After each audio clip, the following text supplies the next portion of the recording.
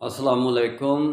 آج میں آپ کو ایسی دعا بتاؤں گا کہ جس میں صرف جاندار چیزوں سے حفاظت کا نہیں بلکہ بے جان چیزوں سے بھی اللہ کی پناہ کا یعنی حفاظت کا ایک بندے کے گرد دائرہ لگ جاتا ہے۔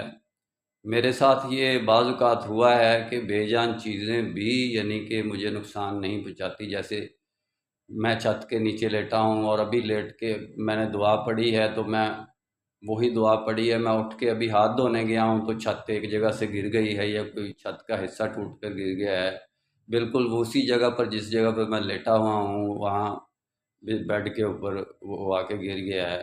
اگر میں لیٹا ہوتا تو میرے منہ کے پرچے اڑ جاتے۔ تو کہنے کا مقصد ہے وہ دعا کون سی ہے؟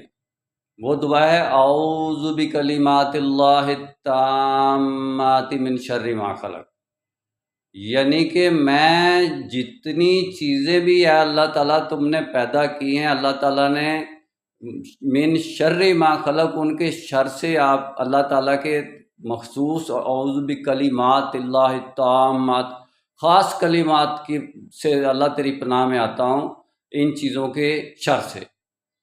اللہ تعالیٰ نے ہی پیدا کی ہیں ساری چیزیں، من شر ما خلق میں جاندار بھی آ جاتی ہیں چیزیں، بے جان چیزیں بھی آ جاتی ہیں۔ عام طور پر لوگوں کا یہ تصور نہیں ہے کہ بے جان چیزوں کے بارے میں بھی دعا بندہ مانگ سکتا ہے کہ یہ نقصان نہ پہنچائے، تو وہ بھی نہیں پہنچاتی۔ بے جان چیزیں بھی اللہ کے ذکر کو سمجھتی ہیں اور جانتی ہیں اور سنتی ہیں۔ انشاءاللہ ڈیٹیل میں بات پھر ہوگی۔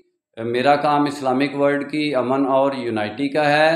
نسبت وحدت خدمت خیر کے ساتھ، اللہ حافظ۔